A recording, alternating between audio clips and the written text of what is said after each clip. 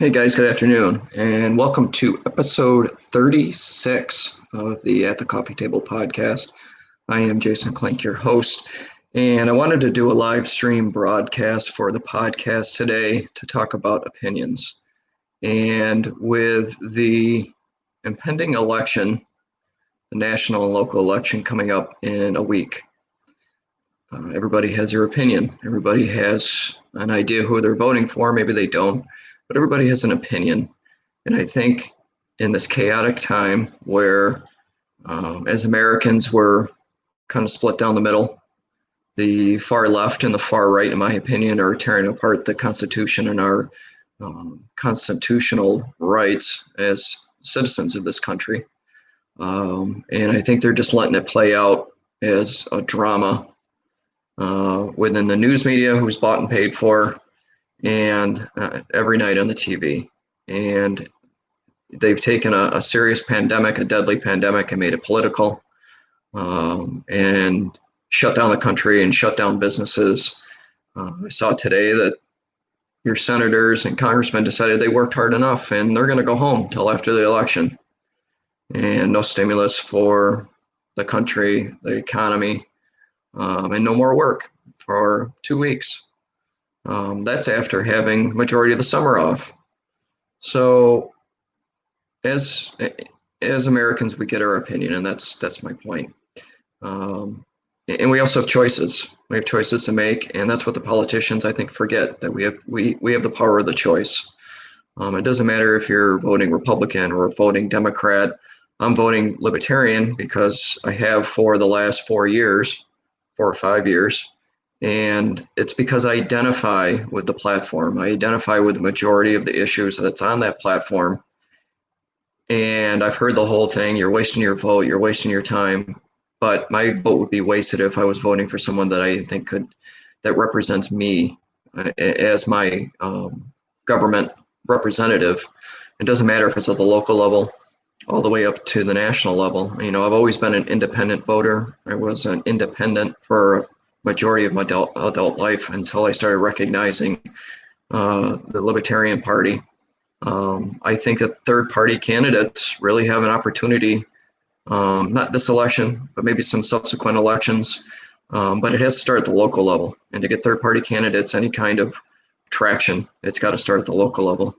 In my opinion, anybody that's taken their political spot and made it a career, you know, they've been there for decades. Realistically, anybody that's been, you know, in office over 8 to 12 years, it doesn't matter if it's on a local level or a national level, there should be term limits. They should be out.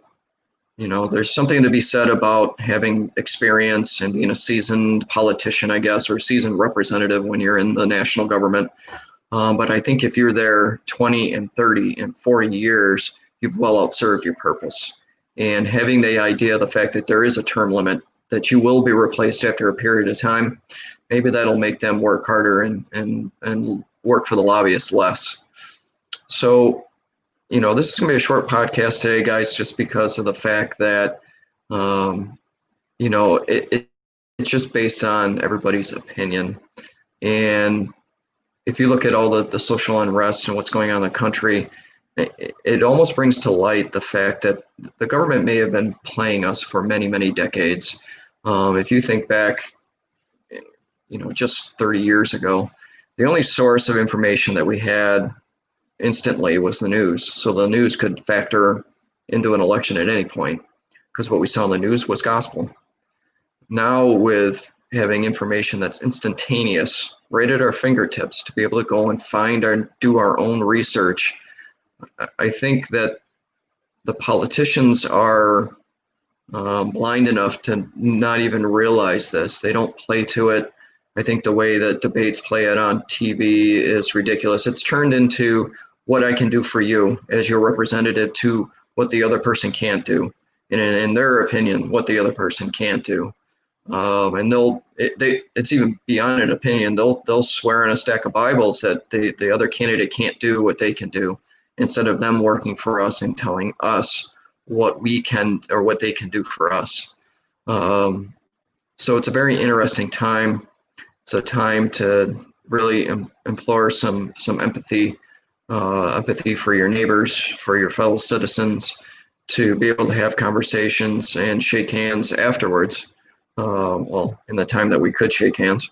But we can have, I just had a healthy conversation with a very good friend of mine who is a staunch Democrat, and we were talking politics. And trust me, at the end of it, we were still great friends, even though we don't agree on everything when it comes to this election and the candidates that are presented. I think that there's too many extreme groups that are playing a factor in this election. And if it doesn't matter if it's one of the two major parties, there's going to be some extreme actions that is going to come as a result of this election. And one party over another could really affect our civil rights here as American citizens going over the next 4 years. So do your own research, have your own opinion, look at all the information that's out there. Think about the third party candidates. If I can implore on you at all, think about the third party candidates. And like I said, doesn't matter if it's at the local level or the national level. But get all the information before you start drinking the Kool-Aid, so to say, on one candidate or another.